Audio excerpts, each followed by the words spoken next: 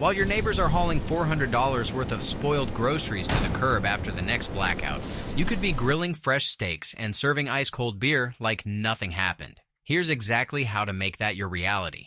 In this video, I'm going to show you the complete system for keeping your food frozen solid during extended power outages. From the biggest mistakes that are costing people thousands of dollars to the exact $250 setup that can run for months without a single drop of gas or grid connection. If you're ready to never lose another dollar to spoiled food during outages, smash that like button and let's dive in. Most people approach backup refrigeration completely wrong, and it's costing them big time. The advice you'll find everywhere, even from so-called experts, is not just ineffective, it's actually dangerous. Number 1, the car battery disaster. The most popular advice floating around YouTube and Preparedness: just run your fridge off your car battery with an inverter for a couple of hours each day. This sounds smart until you realize it's one of the fastest ways to destroy your vehicle when you need it most.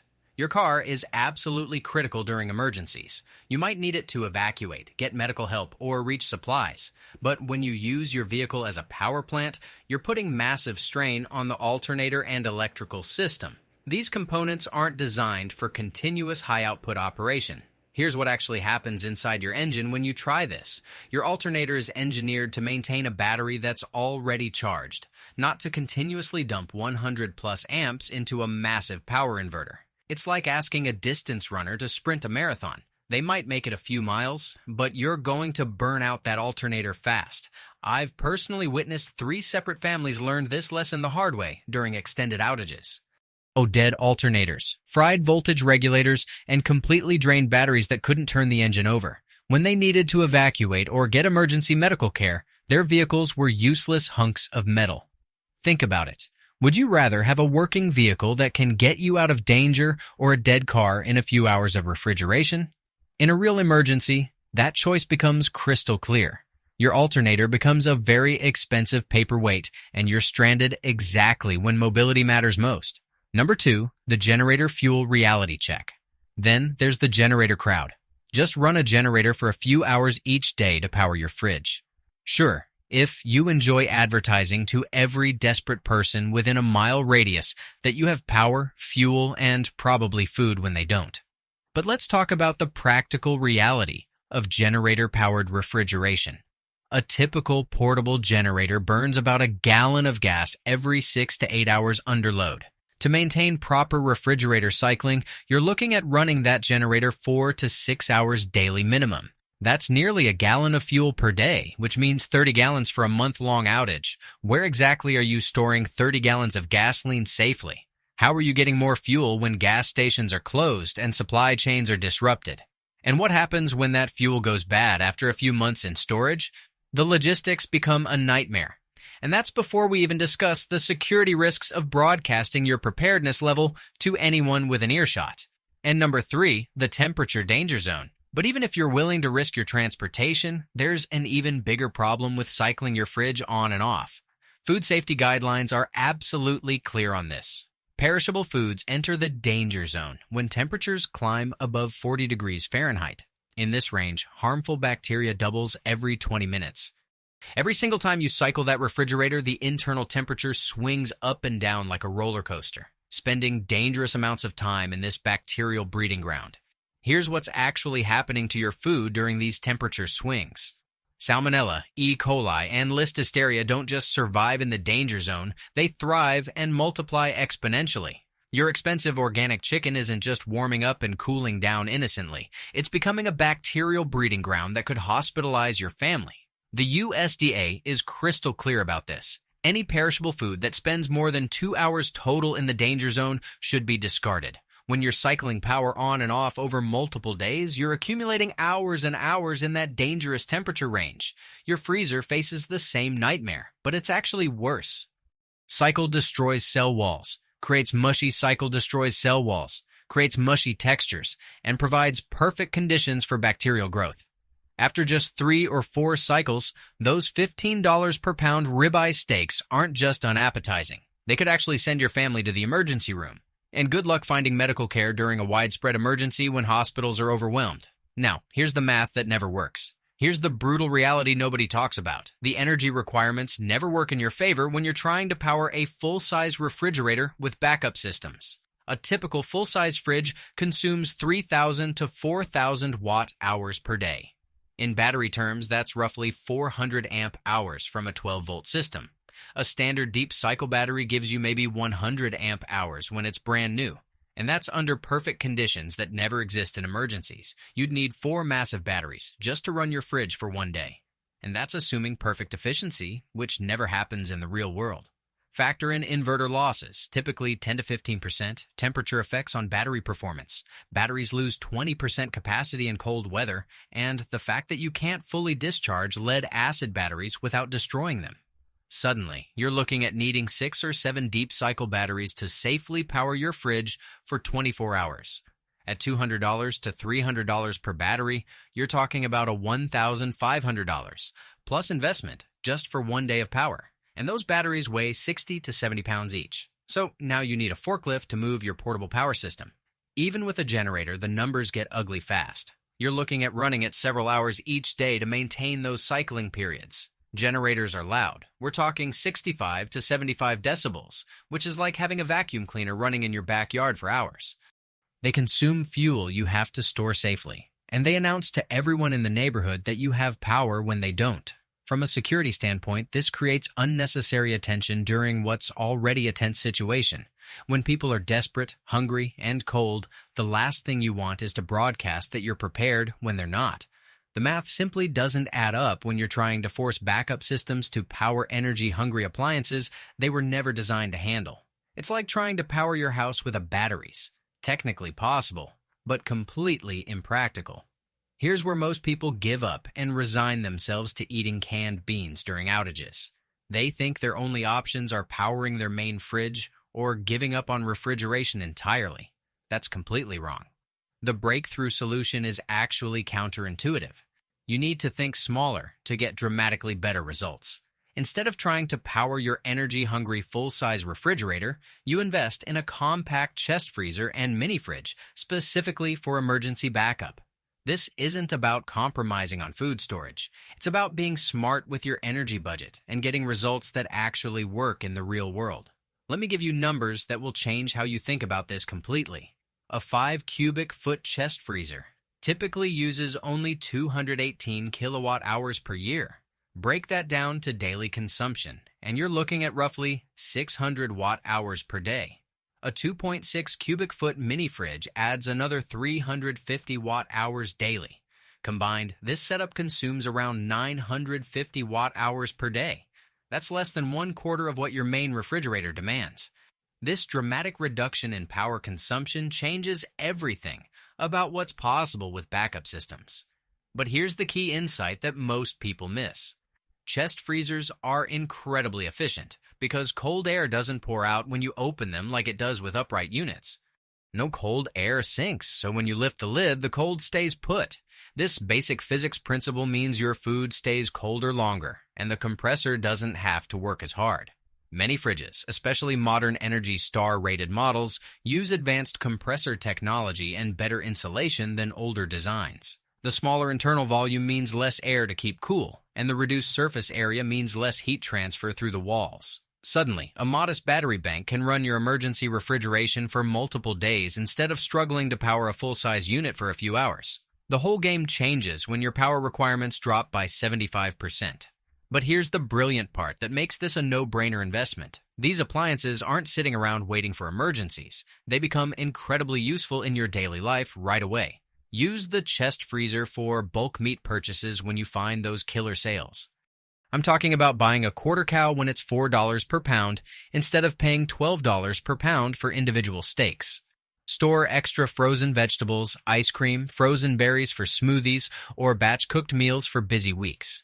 The mini fridge becomes your beverage center, keeping drinks ice cold without opening your main fridge constantly. Use it for overflow storage during holidays when your main fridge is packed, dedicated to leftovers so they don't get lost in the main fridge and go bad. Many families discover that having this extra refrigeration space actually transforms their shopping and meal prep habits. You can buy meat in bulk when it's on sale, store more fresh produce without overcrowding, and reduce food waste by having proper storage for everything. Here's a real example from my own household. We save about $180 per month on groceries because we can take advantage of bulk sales and manager specials on meat that's near its sell-by date. Instead of passing up those deals because we don't have storage space, we can grab them and freeze them immediately.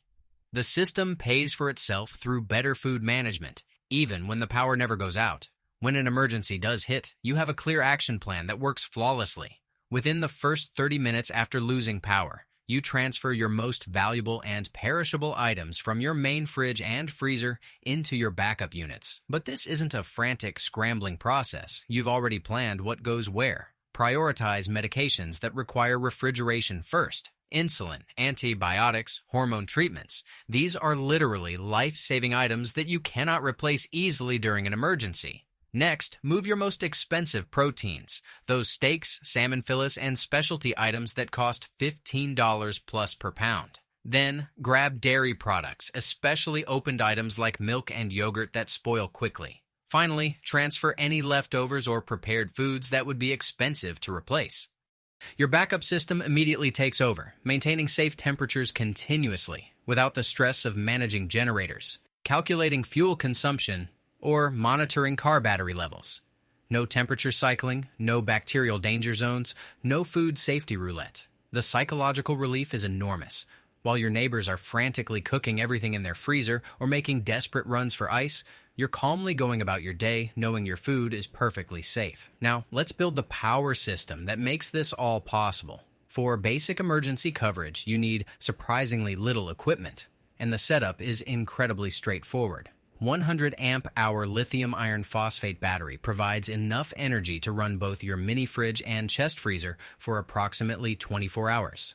Pair this with a 600-watt inverter to convert the battery's DC power into AC power for your appliances. But let's break down exactly why these numbers work so well. That 100 amp-hour battery at 12 volts gives you 1,200 watt-hours of stored energy. Your combined appliances use about 950 watt-hours per day, which means you have a comfortable safety margin, even accounting for inverter losses and battery protection circuits.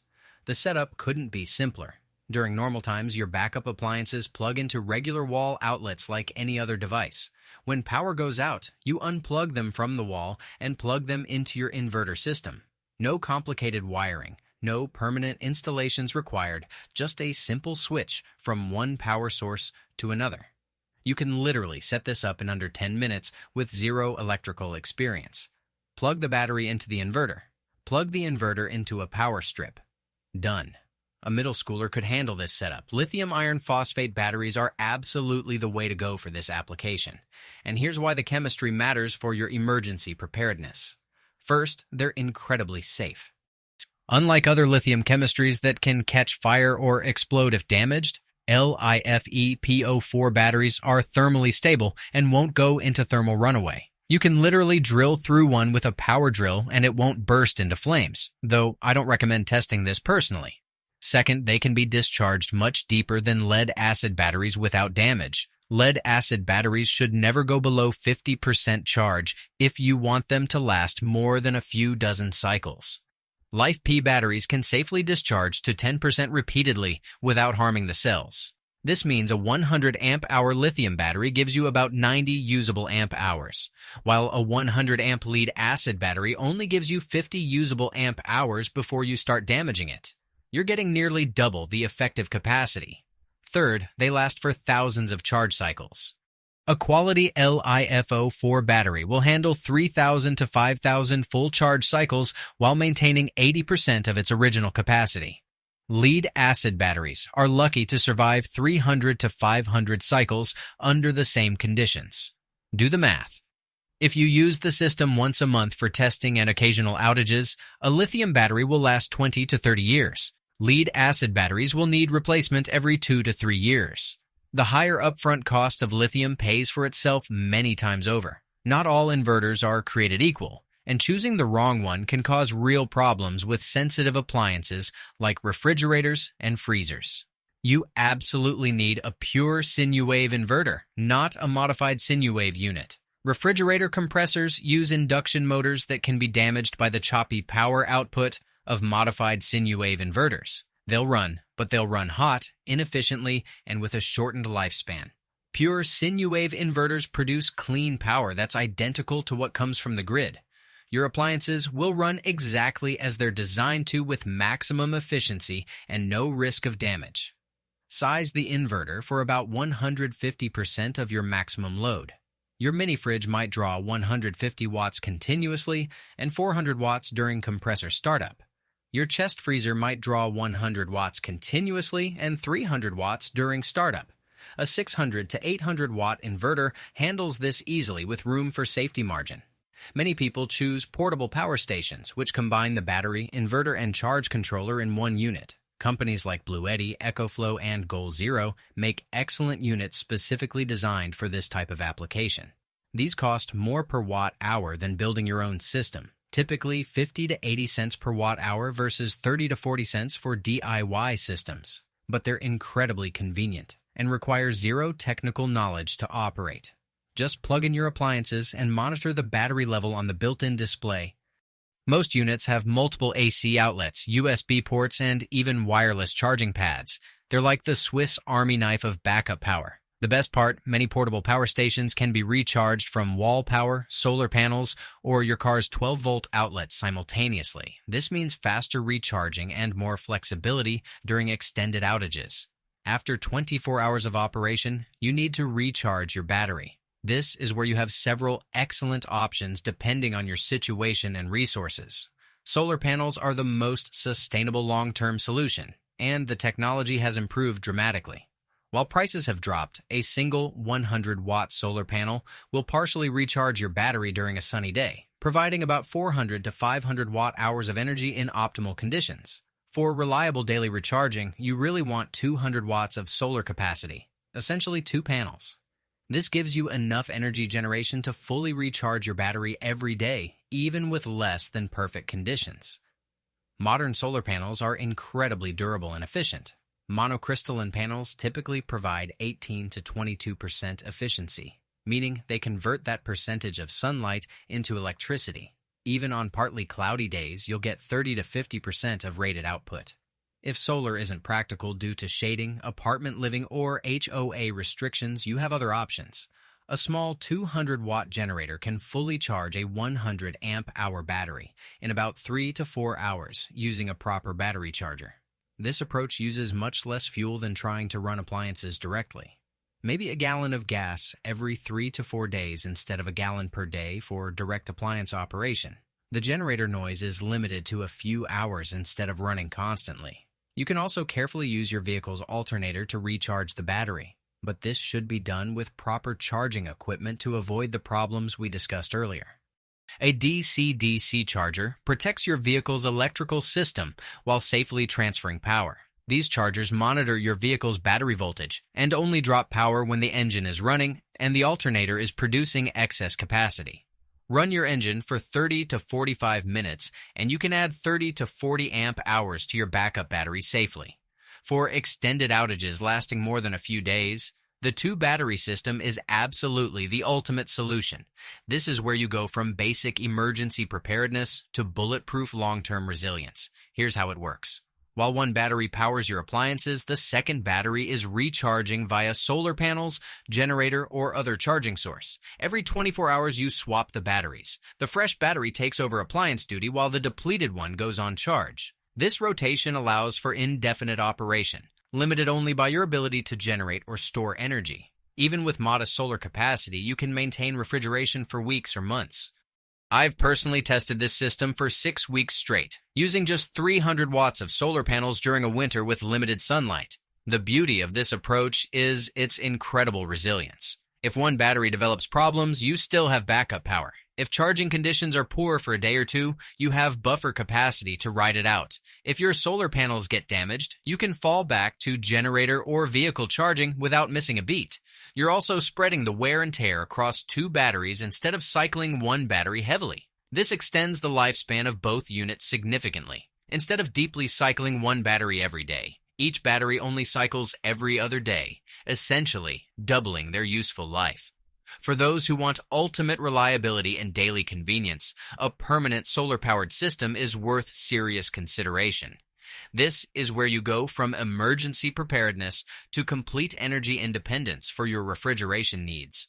A typical setup includes two 100-amp lithium batteries, three 100-watt solar panels, a 40-amp MPPT charge controller to manage solar input, and a 600-watt pure sinuwave inverter for appliance power. This system runs your backup refrigeration 24/7, 365 days a year, completely independent of the grid. During normal operation, the batteries typically drain only 25 to 30% overnight and recharge fully by mid-afternoon. Even during cloudy weather, there's enough stored energy to maintain operation for several days without any solar input. Here's what a typical day looks like with this system. As the sun comes up around 7 a.m., the solar panels start producing power. By 9 a.m., they're generating enough energy to both run the appliances and start charging the batteries. Peak production happens between 10 a.m. and 2 p.m. when the sun is highest. During these 4 hours, you're generating 300 to 400 watts continuously, enough to run your appliances and pump series energy back into the batteries. And by sunset, your batteries are typically charged back to 90 to 95% capacity, ready to handle another night of operation. Even on cloudy days, you'll still get 30 to 50% of rated solar output, which is usually enough to break even or gain a little charge. Solar systems perform differently throughout the year, and understanding these variations helps you design a system that works reliably in all conditions. Summer performance is excellent. Long days, intense sunlight, and minimal weather interference. You'll typically see 120 to 150% of your daily energy needs, banking extra energy in the batteries for less favorable conditions. Winter is more challenging, especially in northern climates. Shorter days, lower sun angles, and frequent cloud cover can reduce solar production to 40 to 60% of summer levels. This is why oversizing your solar array and battery bank is crucial for year-round reliability. Spring and fall are usually ideal. Good sun angles, moderate temperatures that improve solar panel efficiency, and fewer storms than summer or winter. The real-world performance of these systems consistently exceeds expectations, and I've got data from dozens of installations to prove it. Owners report that their backup appliances run continuously without any intervention, and they often forget they're not connected to grid power until they check the monitoring system. The reliability is remarkable once everything is properly sized and installed. Even 2 solar panels instead of 3 work well in sunny climates like Arizona, Nevada, or Southern California, providing plenty of margin for seasonal variations in sunlight. In cloudier regions like the Pacific Northwest, 3 panels provide better year-round performance. One family in Michigan runs this exact system through brutal winters with minimal sunlight. Their secret? They added a small wind turbine that generates power during winter storms when solar production is low. The combination of solar and wind provides remarkably consistent power generation. From a safety standpoint, proper installation is crucial but not complicated. This isn't rocket science, but cutting corners on safety can create serious hazards. All connections must be properly fused to prevent fire hazards in case of short circuits. Use appropriately rated fuses or circuit breakers on both the positive and negative sides of all major connections. Battery terminals should be covered with insulating caps to prevent accidental contact and potential short circuits. The inverter should be mounted in a well-ventilated area to prevent overheating. These units generate heat during operation, and adequate airflow is essential for reliability and longevity. Never mount an inverter in a completely enclosed space without ventilation. Solar panels need to be securely mounted to withstand wind loads. If you're installing on a roof, use proper mounting hardware designed for your specific roof type. Ground mount systems need concrete footings or heavy ballast blocks to prevent movement during storms. Wiring between components should use appropriately sized cables for the current levels involved. Undersized wiring creates voltage drop, reduces efficiency, and can create fire hazards. When in doubt, go up one wire size. The extra cost is minimal, and the performance improvement is significant. These are basic electrical safety practices that any capable do-it-yourselfer can handle safely. If you're not comfortable with electrical work, hire a professional for the initial setup. Most electricians can install a system like this in 4 to 6 hours, and the peace of mind is worth the cost. Modern solar charge controllers and battery monitors provide excellent visibility into system performance. You can track solar production, battery charge levels, and appliance power consumption in real time. Many controllers have smartphone apps that let you monitor your system remotely. You'll get alerts if batteries drop below certain levels. Solar production is lower than expected, or loads are higher than normal. This remote monitoring is incredibly valuable for catching problems early. Maintenance requirements are minimal but important. Clean solar panels monthly to maintain maximum efficiency. Dust and debris can reduce output by 10 to 20%. Check battery connections quarterly to ensure they're tight and corrosion-free. Inspect wiring annually for any signs of damage or wear. The modular nature of these systems means you don't have to invest in everything at once, and you can expand capacity as your needs or budget change by your ability to generate or store energy. Even with modest solar capacity, you can maintain refrigeration for weeks or months. The beauty of this approach is its resilience. If one battery develops problems, you still have backup power. If charging conditions are poor one day, you have buffer capacity to get through it. For those who want ultimate reliability and daily convenience, a permanent solar-powered system is worth serious consideration. A typical setup includes 2 100 amp-hour lithium batteries, 3 100-watt solar panels, a charge controller to manage solar input, and a 600-watt inverter for appliance power. This system runs your backup refrigeration 24/7, 365 days a year, completely independent from the grid. During normal operation, the batteries typically drain only 25 to 30% overnight and recharge fully by mid-afternoon. Even during cloudy weather, there's enough stored energy to maintain operation for several days without any solar input. The real-world performance of these systems consistently exceeds expectations.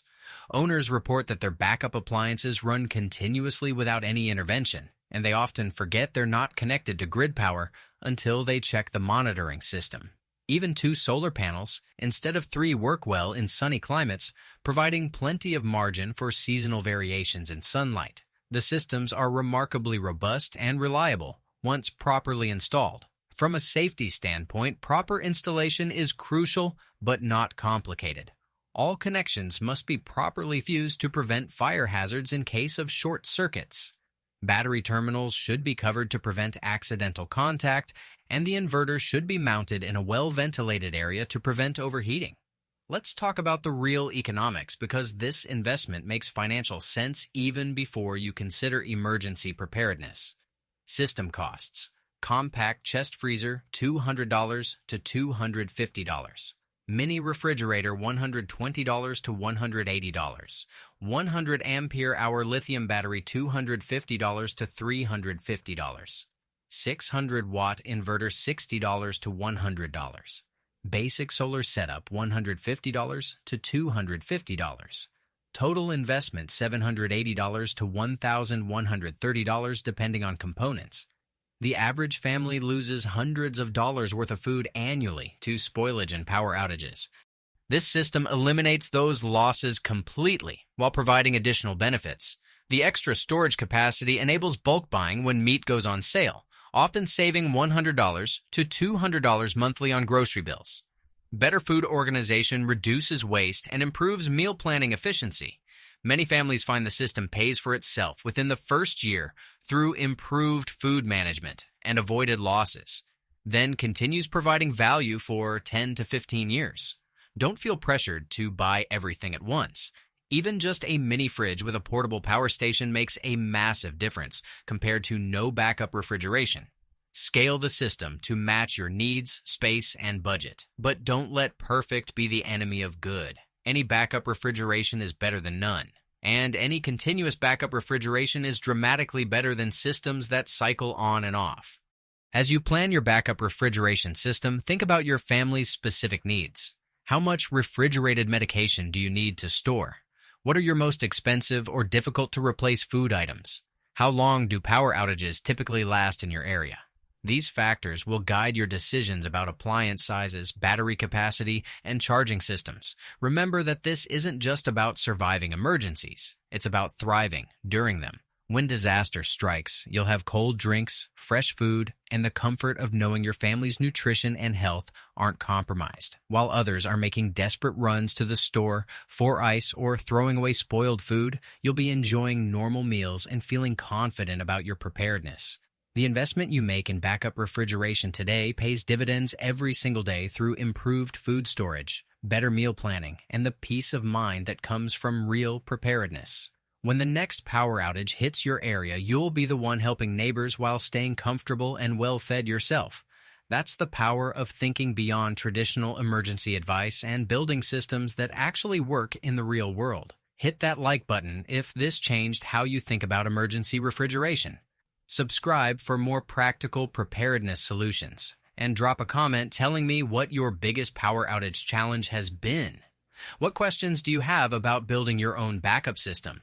Your backup refrigeration system isn't just emergency equipment, it's a lifestyle upgrade that happens to be incredibly valuable when things go wrong. The best time to set this up was before the last outage. The second best time is right now. Thanks for watching, and I'll see you in the next video where we're covering backup power for essential medical equipment.